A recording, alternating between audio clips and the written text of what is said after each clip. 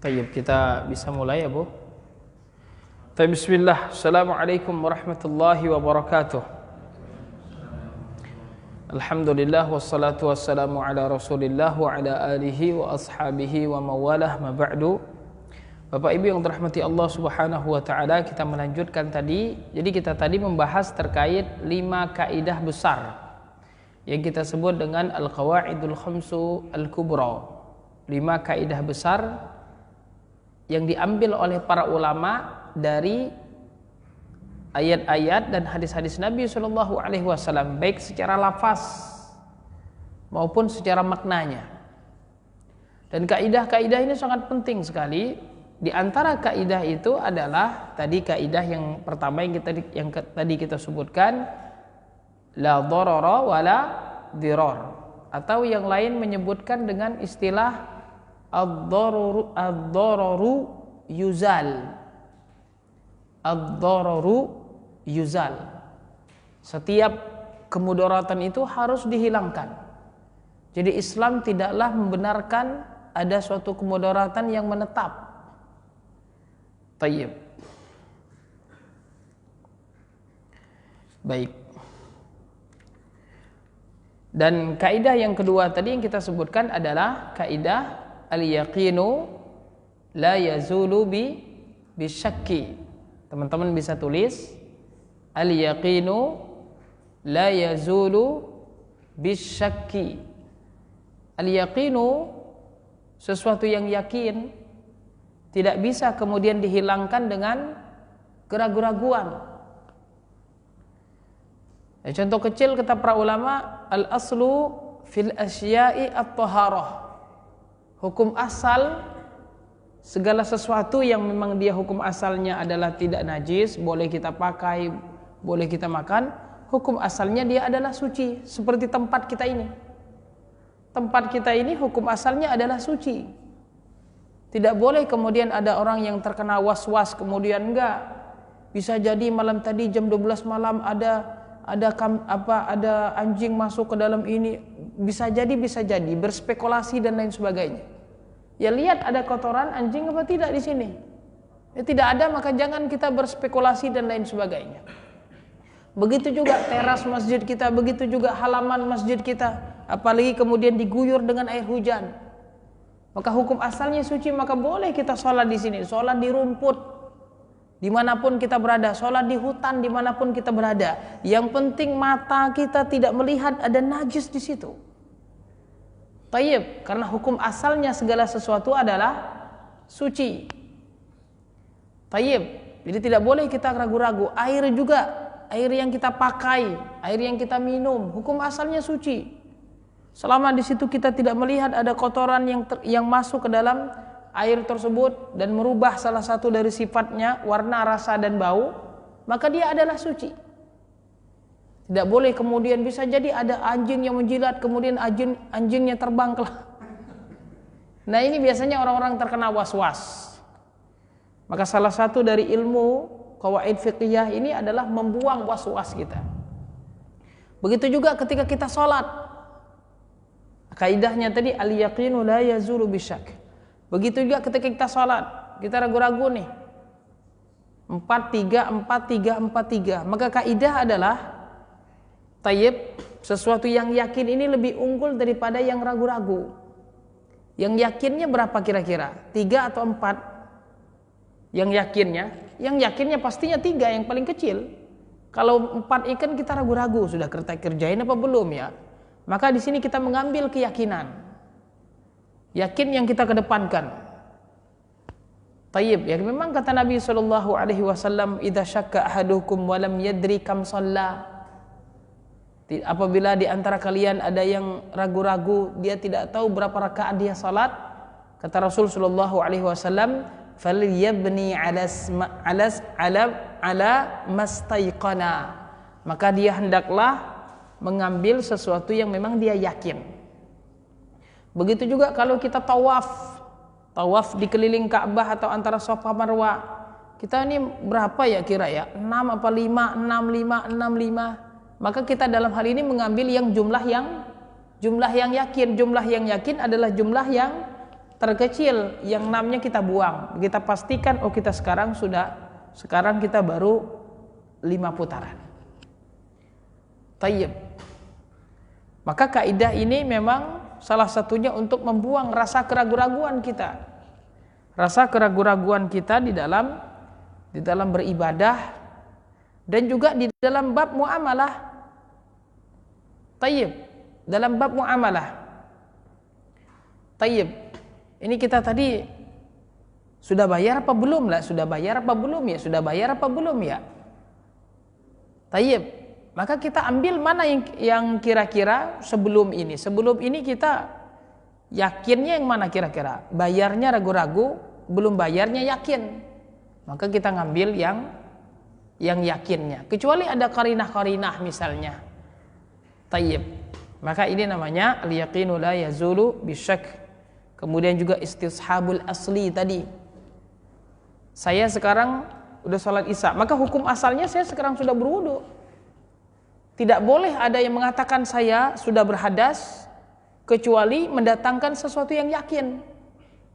Yang yakin itu adalah sesuatu yang membatalkan wudu, keluar angin atau keluar kotoran, tayyib, atau dalam mazhab Syafi'i itu menyentuh perempuan, tayyib, ya sudah ini saja. Kalau ada was-was dari syaitan, ada was-was dari apa dan lain sebagainya, ini jangan kita anggap, jangan kita ladenin. Bahkan was-was ini bisa jadi dia memang betul-betul menetap pada diri seseorang, maka harus dibuang dengan ilmu. Dibuang dengan ilmu qawaid fiqhiyah ini. Dan berlindung kepada Allah Subhanahu wa taala dari was-was syaitan. Tayyib. Baik. Ini kita ragu-ragu nih. Kita udah sholat apa belum? Sholat apa belum ya? Nah sekarang kan kita tadi belum sholat. Yang ragu-ragu, yang yakinnya adalah kita belum sholat.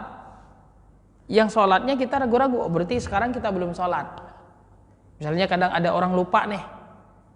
Kadang misalnya karena usia dan lain sebagainya. Udah sholat apa belum ya? Maka dia mengambil yang sebelumnya. Itu yang sebelumnya, itu yang yakinnya. Tayyib. Kemudian kaidah yang ketiga dari kaidah yang 5 itu adalah al-umuru bimaqasidiha. Bisa ditulis al-umuru bimaqasidiha. Al-umuru bimaqasidiha. Al-umuru bimaqasidiha. Al-umur, ya, kata amrun itu mufradnya. Kalau jamaknya awamir itu artinya perintah, amr perintah. Tapi kalau jamaknya umur itu artinya perkara. Umur artinya perkara. Kalau awamir artinya perintah-perintah. Al-umur bimaqasidiha, segala sesuatu itu dengan dilihat dari maksudnya. Segala sesuatu itu dilihat dari maksudnya. Nah, kaidah ini diambil dari firman Allah Ta'ala, diambil dari hadis Nabi sallallahu alaihi wasallam secara lafaznya, innamal a'malu binniyat. Hadis yang pertama dalam Arba'in Nawawi, dalam Riyadhus Shalihin, dalam Sahih Bukhari, innamal a'malu binniyat. Segala sesuatu wajib dengan niat. Maka niat ini yang kita sebut tadi dengan maksud. Al-umuru bimaqasidiha. Segala sesuatu itu melihat dari maksudnya, dan maksud itu adalah niat. Tayyib. Maka sesuatu itu dilihat dari niatnya. Maka orang misalnya kita bisa menghukumi seseorang itu dia benar atau tidak, atau kita kemudian mengambil sikap atas perbuatan tersebut, kita melihat maksudnya. Tayyib. Contoh kecil misalnya seseorang yang dia mandi tapi dia maksudnya hanya sekedar untuk mendinginkan badannya saja. Tayyib. Ada satu lagi orang yang dia mandi memang niatnya untuk mandi junub. Maka walaupun sama-sama mandi, tapi yang satu mandinya hukumnya mubah, yang satu hukumnya wajib, dan dia mendapatkan pahala karena dia dilihat dari niatnya tadi. Tayyib. Perkara yang mubah juga kadang bisa menjadi sebuah pahala karena niat, karena maksudnya. Contoh, seseorang yang dia makan, tapi dia berniat dan bermaksud dengan makannya ini agar dia kuat jihad, kuat kemudian beribadah. Maka ini makannya tersebut dihitung pahala. Nah, ini ada anak kaidahnya. Anak kaidahnya itu adalah al-wasailu laha ahkamul maqasid. Wasilah-wasilah itu dihukumi sesuai dengan maksudnya. Tapi kita cukup kaidah besarnya saja yang kita tulis. Orang beli parang, bisa jadi dia beli parang itu dapat pahala, bisa jadi dia beli parang dapat dosa. Kalau orang beli parang untuk menyembelih hewan kurban di hari Idul Adha, maka ini adalah bagian dari menegakkan syariat. Maka dia membeli parang tersebut, hukumnya dia ikut dalam rangkaian ibadah menyembelih hewan kurban dan mendapatkan pahala. Tapi kalau dia memberi parang untuk berkelahi dengan orang lain, maka membeli parangnya tersebut hukumnya dosa. Ini perkara yang mubah saja dia bisa menjadi hukumnya haram atau halal karena melihat maksudnya tadi apa. Nah, ini al-umuru bimaqasidiha. Seseorang misalnya yang mentalak istrinya, lafaz talak itu kalau dia sharih maka talaknya jatuh. Kalau dia mengatakan kepada istrinya, saya mentalak anti misalnya, atau dengan bahasa kita Indonesia, saya menceraikan anti, ini lafaznya sharih. Tapi kalau dia menggunakan bahasa kinayah, bahasa ya udah, ente pulang ke rumah, saya pulang ke rumah.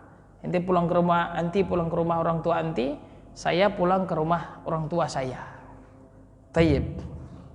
Ini lafaz ini dia muhtamal, bisa jadi, bisa jadi. Nah, ini nanti tergantung dengan niat. Kalau niatnya adalah untuk menceraikan, maka jatuh cerai. Tapi kalau misalnya udahlah, kita lebaran ini kita karena masing-masing pengen ke rumah orang tua karena satu lain hal, pulang ke rumah nanti sama anak-anak ke rumah, nanti saya sendirian ke rumah orang tua saya misalnya.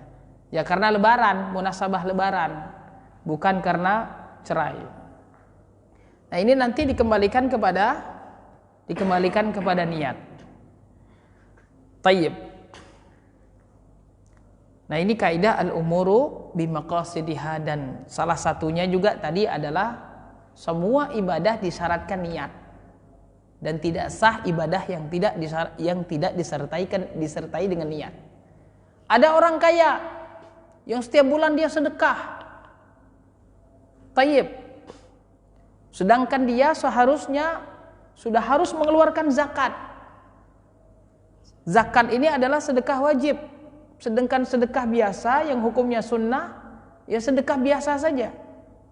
Kalau dia keluarkan uangnya itu hanya untuk niat sedekah, oh saya nggak tahu, saya nggak paham zakat, tapi saya sedekah tiap bulan, sedekah, beri fakir miskin dan lain sebagainya.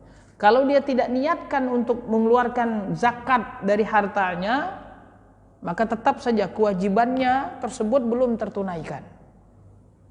Ketika dia mengeluarkan uangnya tersebut, dia harus niatkan zakatnya. Ini untuk zakat saya.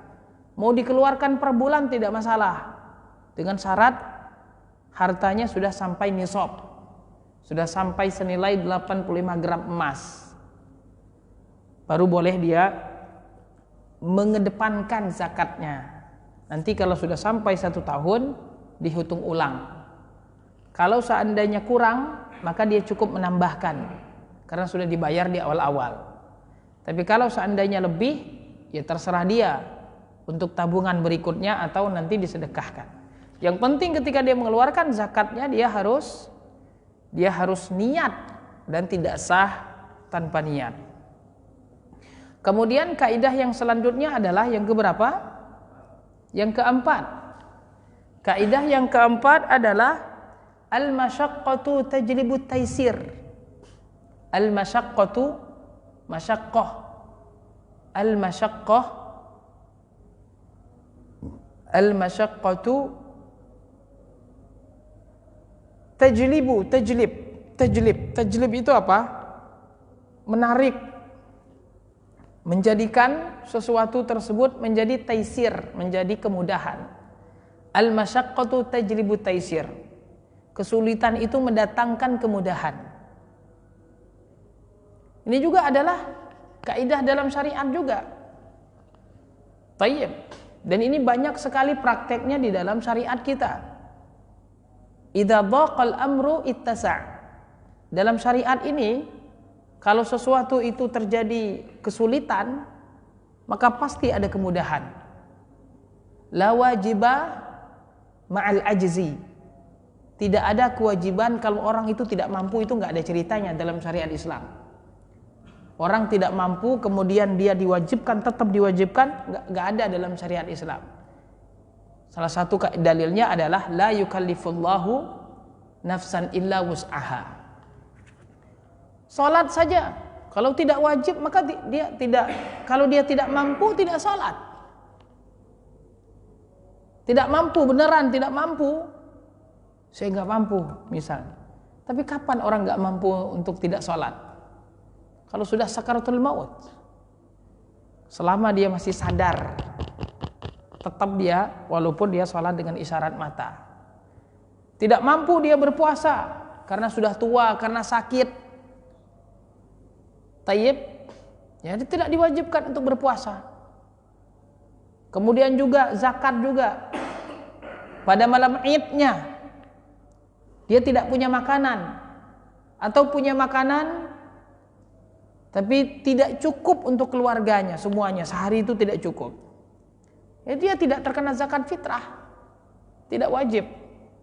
Begitu juga orang yang melaksanakan haji, dia badannya sehat tapi bekalnya tidak ada untuk perjalanan, tidak wajib. Ada bekal untuk perjalanan tapi tidak ada bekal untuk keluarga yang ditinggalkan, juga tidak wajib. Badan sehat, punya perbekalan tapi di perjalanan tidak aman, perang misalnya, tayyib, juga tidak wajib untuk berangkat haji. Perempuan semuanya sudah lengkap, cuma tidak ada mahram, tidak wajib haji juga. Tayyib. Jadi kaidah ini al-masyaqqatu tajlibu taisir. Ketika ada kesulitan pasti ada kemudahan. Nabi SAW mengatakan, "Shalli qa'iman, fa illam tastati' fa qa'ida, fa illam tastati' fa 'ala jambin." Salatlah berdiri, kalau tidak bisa salat duduk, kalau tidak bisa duduk salat berbaring. Tayyib. Dan juga ketika ada kesulitan maka ada kemudahan. Orang safar, sulit safar. Kata Rasul, qit'atun minal adzab, bagian dari azab. Sulit memang safar. Walaupun badannya tidak capek seperti perjalanan orang-orang zaman dahulu, paling tidak pikiran dan hatinya capek. Memikirkan keluarganya, memikirkan urusannya. Maka ketika ada kesulitan, maka datang kemudahan. Boleh baginya untuk menjamak salatnya, boleh baginya untuk mengqashar salatnya, boleh baginya kemudian untuk tidak berpuasa ketika safar, boleh. Ada keringanan. Ketika seseorang tidak bisa berwudu karena sakit, kata dokter, dia tayamum. Tayyib. Jadi tetap ada kemudahan. Tayyib. Dan banyak lagi kemudahan-kemudahan yang Allah Subhanahu wa taala berikan kepada kita. Kita sholat pun misalnya, ada orang baru masuk Islam, dia belum bisa baca Al-Fatihah. Ya udah, biar dia bisa bacanya apa? Ya itulah yang dia baca ketika dia salat. Tayyib. Maka Allah Subhanahu wa taala tidaklah membebani hambanya di luar dari kemampuan hambanya. Tayyib. Dan ketika ada perkara darurat yang sebelumnya haram menjadi boleh. Maka dari itu di antara anak kaidah ini ad-daruratu tubihul mahzurat. Darurat itu tubihu, membolehkan sesuatu yang haram. Kalau sifatnya darurat. Darurat ini sesuatu yang memang mengancam nyawa, mengancam jiwa, mengancam akal dan lain sebagainya. Sesuatu yang sifatnya sudah kalau kita tidak lakukan ini akan membawa kerusakan. Akan meninggal, akan sakit dan lain sebagainya. Darurat. Dan harus kita bedakan ini antara darurat dan hajat. Ini kita kadang sulit untuk membedakan. Ini kata orang sebentar-bentar darurat, padahal tidak darurat. Darurat ini ya memang sifatnya dimisalkan oleh para ulama ketika kita di hutan, kalau kita tidak makan bangkai tersebut, maka kita akan meninggal. Jadi ada pengancaman di situ. Maka darurat, kalau sudah darurat maka sifatnya boleh. Bahkan Amr bin Yasir ketika dia dalam keadaan darurat, dia kemudian mengucapkan kata-kata kufur, kata-kata syirik. Dan itu diperbolehkan Nabi SAW karena memang darurat. Dan boleh kalau seandainya dia tetap tegar, tidak masalah kalau dalam masalah ini. Tapi dia diberikan rukhsah, keringanan untuk mengucapkan kata-kata kufur, yang penting hatinya tetap dalam keimanan. Padahal itu kata-kata kufur, yang kata-kata syirik yang membuat Allah murka, tapi diperbolehkan karena darurat. Cuma kadang kita sekarang memudahkan darurat. Kalau ada apa-apa minjam di bank darurat katanya. Padahal bukan darurat tapi hajat, kebutuhan. Jadi beda. Antara hajat itu pun ada dua, ada hajat rajihah dan ada hajat ghairu rajihah, hajat yang mendesak, belum sampai darurat. Ada hajat yang tidak mendesak. Dan juga kita harus beda, yang membolehkan sesuatu itu yang haram menjadi boleh, itu adalah sesuatu yang sifatnya darurat. Ada sesuatu yang makruh, hukum asalnya makruh, tapi karena ada kebutuhan, maka kemakruhannya hilang. Kalau ada kebutuhan, perkara itu makruh, artinya tidak sampai level haram. Tapi ada kebutuhan, nah ini baru kemudian menghilangkan kemakruhannya tersebut. Tapi kalau sifatnya itu adalah haram, maka dia harus darurat kemudian yang membolehkan kita untuk melakukannya. Dan darurat pun kata para ulama, ad-daruratu tuqaddaru biqadriha, darurat pun ada kadarnya. Ada kadarnya. Jadi tidak kemudian ini darurat ini. Ini kita di hutan. Ada makan kaki 4 misalnya. Bab 1. Kita makan. Kalau enggak makan kita mati.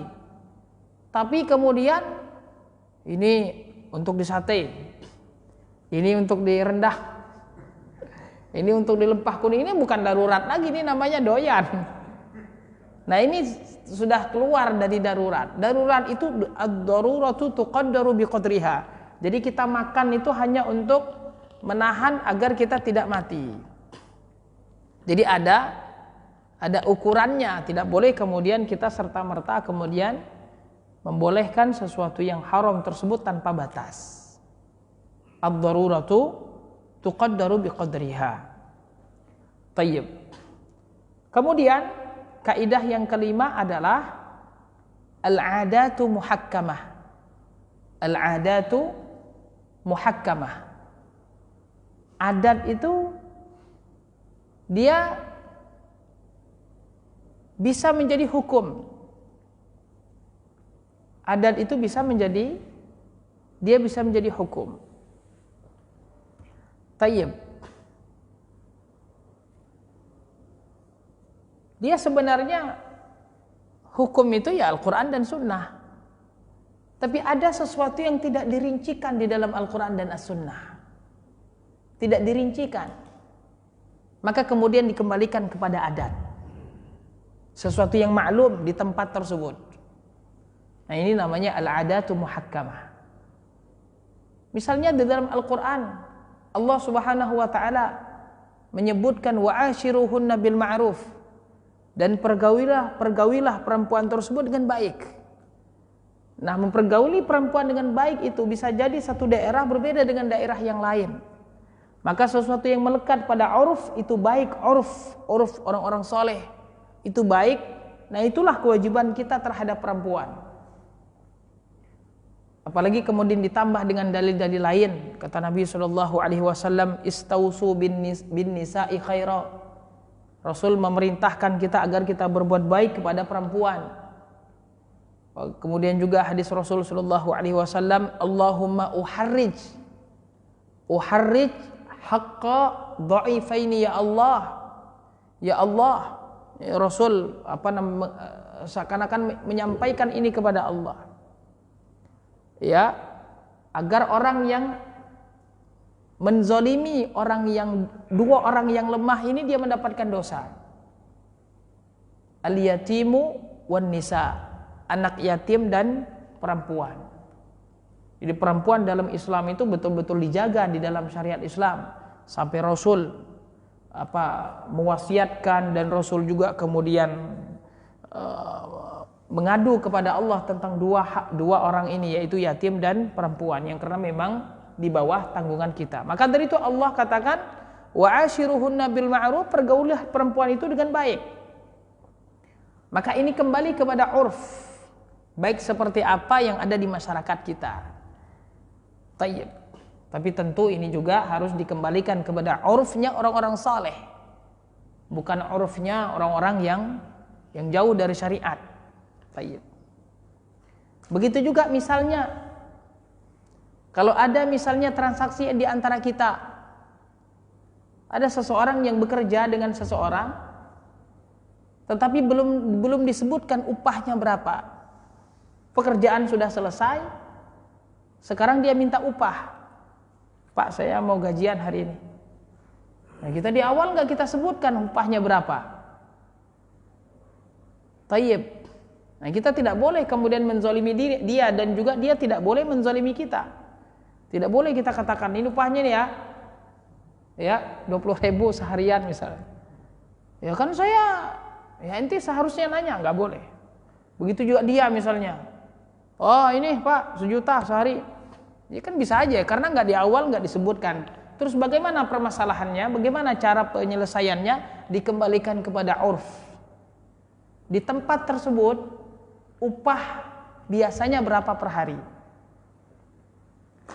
Begitu juga misalnya ada seseorang yang menikah, tidak menyebutkan maharnya apa. Dia tidak menyebutkan maharnya apa, karena memang tidak wajib menyebutkan mahar ketika akad. Tapi memang harus ada maharnya. Nah, ini kadang maharnya tidak disebutkan. Tayyib, maka ini dikembalikan kepada kebiasaan di masyarakat tersebut. Biasanya kalau nikah maharnya berapa? Nah, ini dikembalikan kepada uruf, ini yang kemudian menjadi hakim yang memutuskan pertikaian antara kita. Tayyib. Nah, ini al-'adatu muhakkamah. Nah, jemaah sekalian dirahmati Allah, jadi 5 kaidah ini sangat bermanfaat dalam kehidupan kita sehari-hari. Dan di antara kaidah itu adalah kaidah yang ada dalam hadis ke-32 ini, la dharara wala dirar, atau ad-dhararu yuzal. Setiap ada kemudaratan tersebut itu harus disingkirkan. Tayyib. Baik itu yang berkenaan dengan kita maupun dengan orang lain. Tayyib. Baik itu sengaja maupun tidak sengaja. Walaupun itu tidak sengaja. Ya kita kadang bertetangga. Yaitu tadi kadang kita ada suara musik yang kadang kemudian mengganggu tetangga yang lain. Nah ini membawa mudarat. Walaupun kita tidak sengaja, misalnya tidak sengaja mengganggu Anda, walaupun Anda tidak sengaja, tapi ini adalah mudarat. Dan mudarat itu harus disingkirkan. Kalau tidak kita zalim kepada saudara kita. Ada misalnya motor kita, mobil kita, atau kemudian aliran air dari talang rumah kita kemudian mengenai ini itu dan lain sebagainya tentang ini mudarat walaupun tidak sengaja, tapi harus segera disingkirkan. Apalagi kemudian itu sengaja. Tayyib.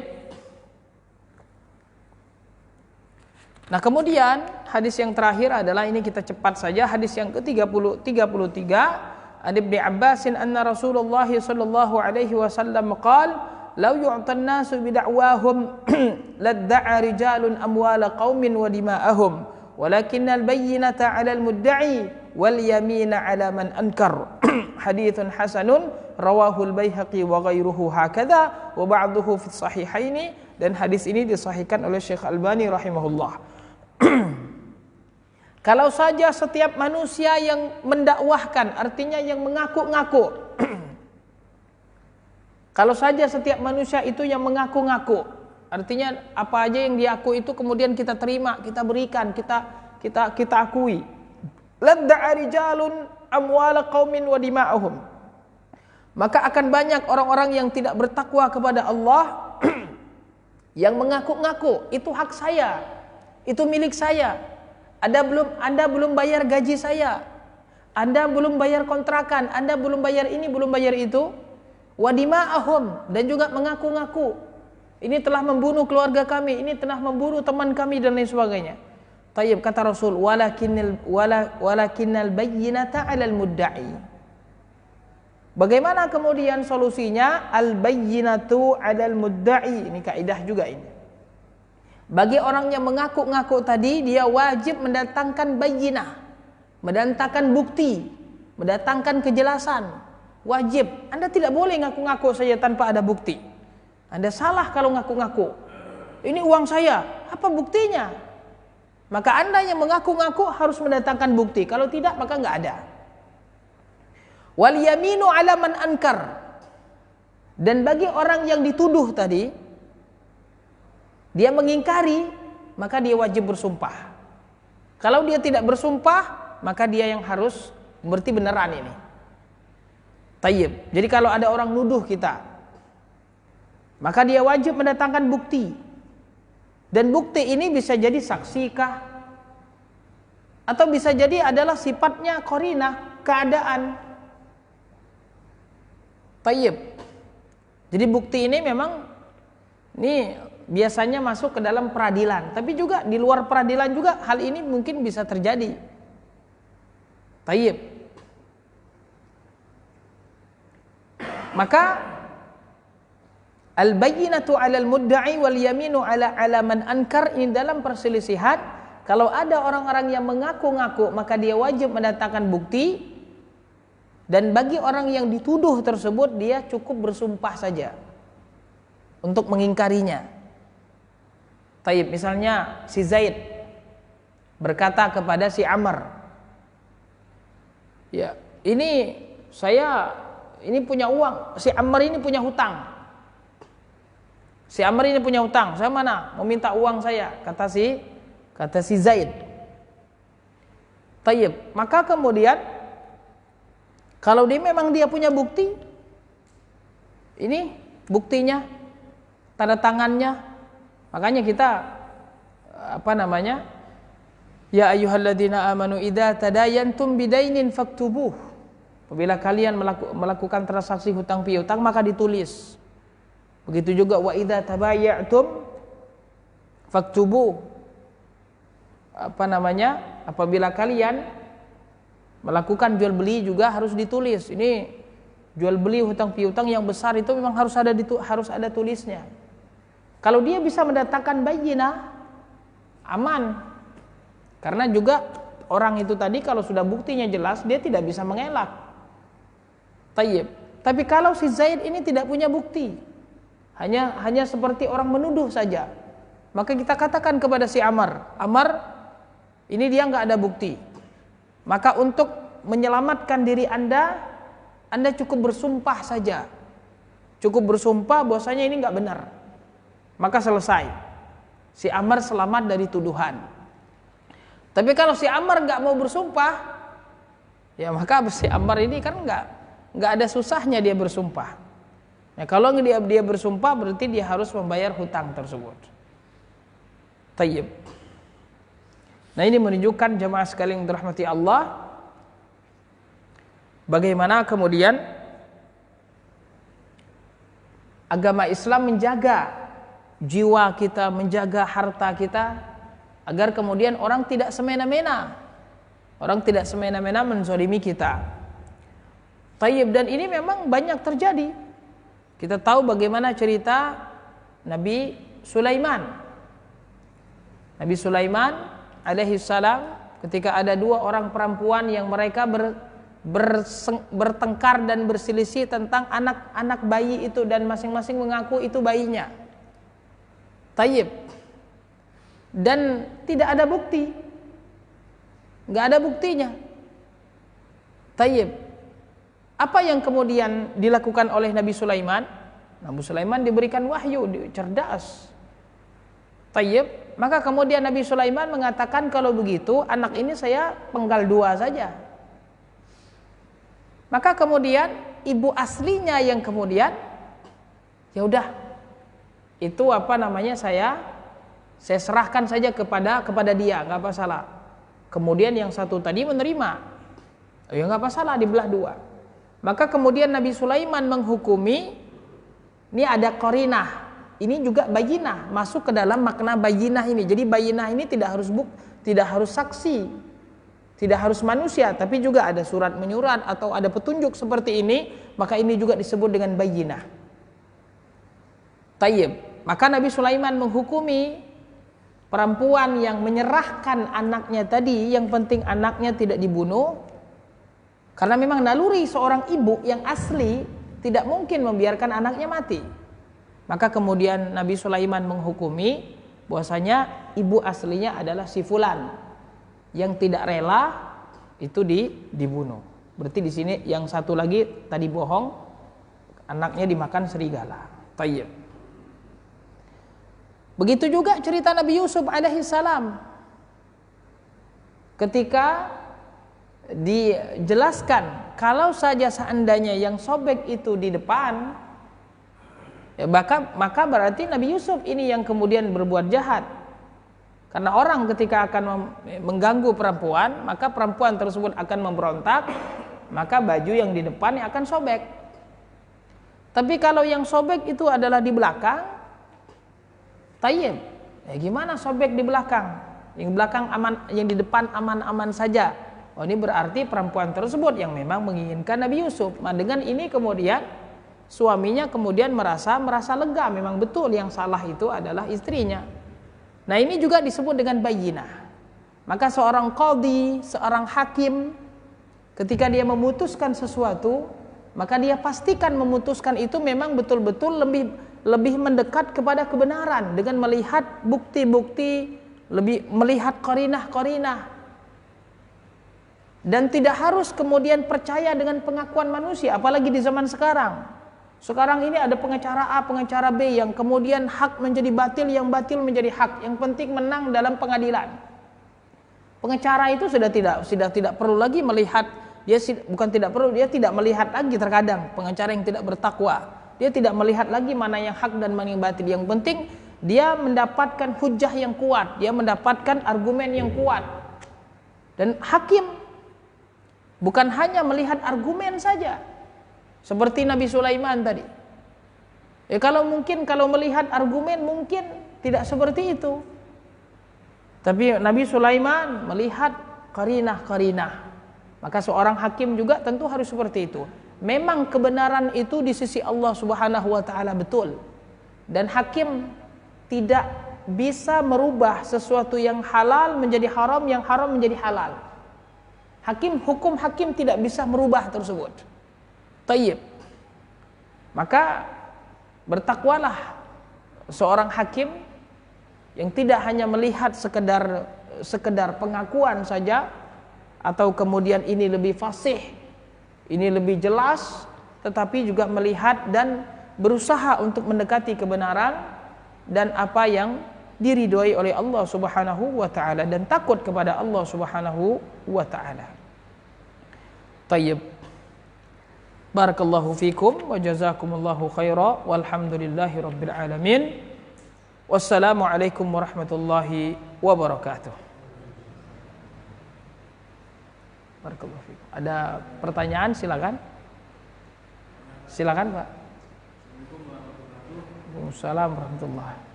Untuk menanyakan untuk menolak kerusakan daripada mengambil manfaat ini, penerapannya apakah berdasarkan istihad seorang masing-masing atau batasan-batasan yang sesuai syar'i?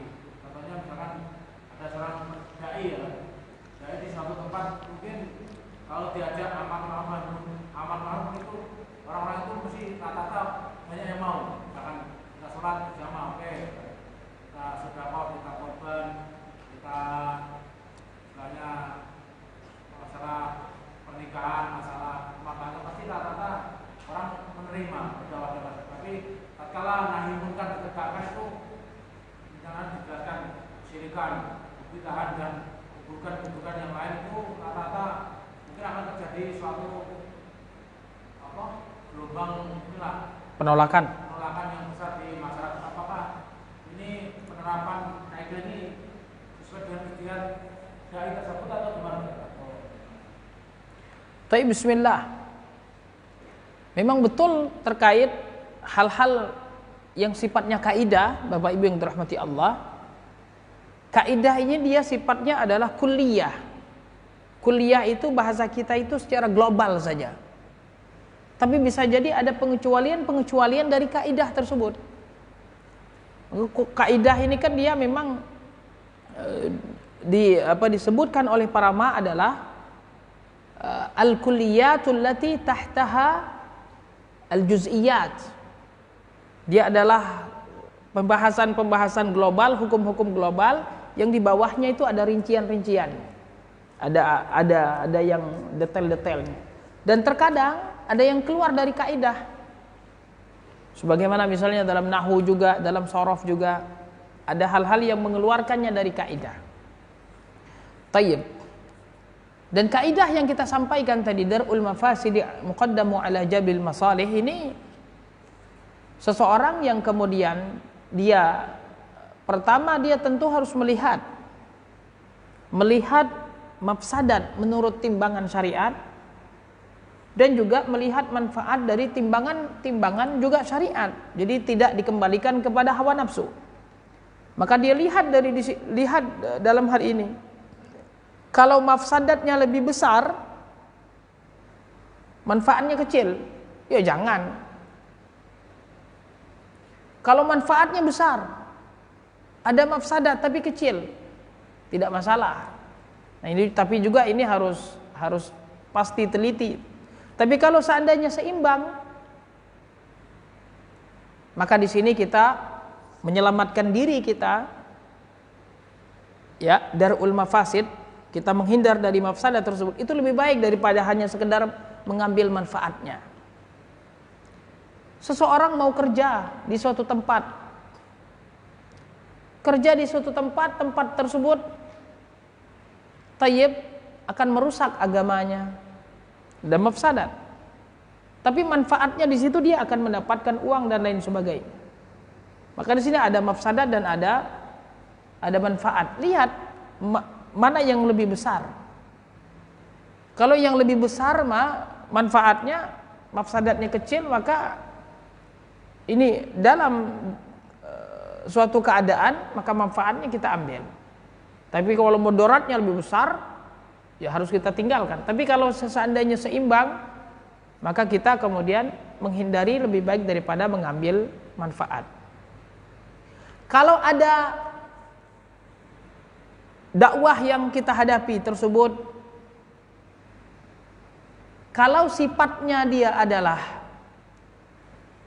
sesuatu yang memang bukan yang urgen kita sampaikan. Ya misalnya seperti yang Ibnu Taimiyah jelaskan, ada sekelompok orang-orang Tatar yang mereka minum khamar. Maka kata Syekhul Islam Ibnu Taimiyah, ya udah biarin mereka minum khamar. Artinya mereka ini kan kerusakan bagi mereka. Kalau seandainya mereka dilarang minum khamar, kemudian mereka sadar, itu mereka bisa melakukan kemudaratan lebih besar, kerusakan lebih besar daripada hal tersebut. Maka begitu juga kata para ulama, kalau kita mencegah kemungkaran, tapi kemudian akan mendatangkan kemungkaran yang lebih besar daripada kemungkaran yang pertama, maka haram kita mencegah kemungkaran tersebut. Syekh Ibnu Utsaimin juga menjelaskan dalam syarah Riyadhus Shalihin terkait hal tersebut. Jadi kalau kita mencegah kemungkaran, tetapi akan menimbulkan kemungkaran yang lebih besar. Kita melarang orang misalnya, Anda jangan onani misalnya. Onani kan haram. Kalau kita larang, akhirnya kemudian dia berzina, benar-benaran berzina. Maka ini nih, ketika kita mencegah kemungkaran, kalau akan terjadi kemungkaran yang lebih besar, maka kita jangan mencegah kemungkaran tersebut. Nah seperti ini juga yang dibahas oleh para ulama terkait kemungkaran hakim, pemerintah. Mengapa kita tidak boleh keluar dari pemerintah, tidak boleh mengkudeta pemerintah, walaupun pemerintah itu zalim? Walaupun pemerintah itu zalim, kita tetap mendengar dan kita tetap taat kepada pemerintah selama dia muslim. Kenapa? Karena ketika keluar dari pemerintah tersebut akan menimbulkan mudarat yang lebih besar. Nyawa akan melayang, keamanan akan hilang, ketertiban dan lain sebagainya akan hilang semua. Tayyib. Karena kita gara-gara kita ingin merubah kemungkaran dan kezaliman sang imam tersebut. Tayyib. Nah ini jadi, tetapi juga harus kita pahami, terkadang ada sebagian orang itu tidak mau menyampaikan bahwa di sini adalah kesyirikan, bukan karena dia memakai kaidah ini, karena mungkin karena dia menganggap menyampaikan akidah yang sahih itu mungkin baginya itu tidak penting. Ya, karena yang mengatakan akidah yang sahih itu penting untuk disampaikan, wajib memperingatkan umat kepada kesyirikan, dan akidah itu yang pertama kali sebagaimana Rasul mengutus Mu'az ibnu Jabal ke Yaman, innaka ta'ti qauman min ahlil kitab faliyakun awwalu ma tad'uhu ilaihi syahadata an la ilaha illallah. Dakwah tauhid yang pertama kali harus kepada umat. Mungkin ada seorang dai yang hanya menjelaskan tentang sabar, syukur dan lain sebagainya, tidak menjelaskan tentang tauhid dan syirik, karena dia menganggap ya tauhid syirik ini tidak penting, penting orang mengucapkan kalimat syahadat masuk surga. Nah ini berarti ada salah dalam manhaj seorang dai. Tayyib. Nah yang namanya dakwah tauhid dan memperingatkan umat dari kesyirikan, ya ini adalah sesuatu yang memang perkara yang paling penting, perkara yang harus kita sampaikan walaupun bagaimanapun keadaannya. Cuma kita tentu mencari waktu yang tepat, mencari suasana yang tepat dan lain sebagainya. Tapi harus kita sampaikan. Rasul sallallahu alaihi wasallam kurang lembut apalagi. Akhlaknya kurang mulia apalagi. Allah katakan, wa innaka la'ala khuluqin azim. Engkau akhlakmu yang paling mulia, paling agung. Wa ma arsalnaka illa rahmatan lil alamin. Tidaklah kami utus kecuali rahmat bagi semesta alam. Tayyib, tapi beliau dibenci, diusir, dituduh, difitnah, tukang sihir, pemecah belah umat, diusir, mau dibunuh karena gara-gara menjelaskan ini syirik. Mengatakan berhala-berhala tersebut tidak mendengar, tidak melihat dan tidak bisa memberikan apa yang kalian inginkan. Marah orang-orang kafir Quraisy. Selembut apapun yang namanya dakwah tauhid mesti akan diperang. Jadi ini cuma kita tinggal nanti mencari tempat dan waktu yang tepat ketika berdakwah. Tayyib. Dan juga metode serta tadarruj, tahapan-tahapan, tapi harus disampaikan. Tidak boleh kita perhatian terhadap ibadah-ibadah yang lain. Kita membahas, masyarakat, kalian jangan makan riba. kalian jangan minum khamr. Ini masyarakat yang menyembah berhala. Masalah akidah dulu yang harus kita perbaiki bertahap. Nah, seperti itu dakwah para rasul. Khamr itu diharamkan itu bertahap. Tapi masalah akidah, surat yang kedua turun, surat Al-Mudaththir. Surat yang kedua dari Al-Quran sudah mengingatkan manusia dari kesyirikan. Ya ayyuhal muddaththir, qum fa'anzir. Wa rabbaka fakabbir wa thiyabaka fatahhir warrujza fahjur. Ar-rujuz, al-asnam, sanam-sanam tersebut tinggalkan. Sudah ada dakwah tauhid ini di surat yang kedua. Adapun khamr itu bertahap. Ya, yang penting tauhidnya dulu. Khamr ini nanti ya, kalau tauhidnya sudah kuat akan mudah kemudian untuk meninggalkan khamr. Khamr itu diharamkan habisnya ketika di Madinah. Ini bayangkan, udah 13 tahun di Mekah. Akhirnya baru pengharaman terakhirnya adalah di Madinah. Ketika turun innamal khamru wal maisiru wal ansabu wal azlamu rijsum min amali syaitan. Fajtanibuh, jauhilah. Maka para sahabat dengan mudahnya ngelempar wadah-wadah khamar mereka sampai banyak khamar-khamar di jalan Madinah. Ketika akidah sudah kuat. Tayyib. Maka dakwah tauhid tetap harus disampaikan. Karena memang masalah tauhid ini perkara akidah, perkara keyakinan. Yang kadang bagi orang ini sesuatu yang ya tidak enak baginya. Tetapi harus kita sampaikan. Barakallahu fikum wa jazakumullahu khairan.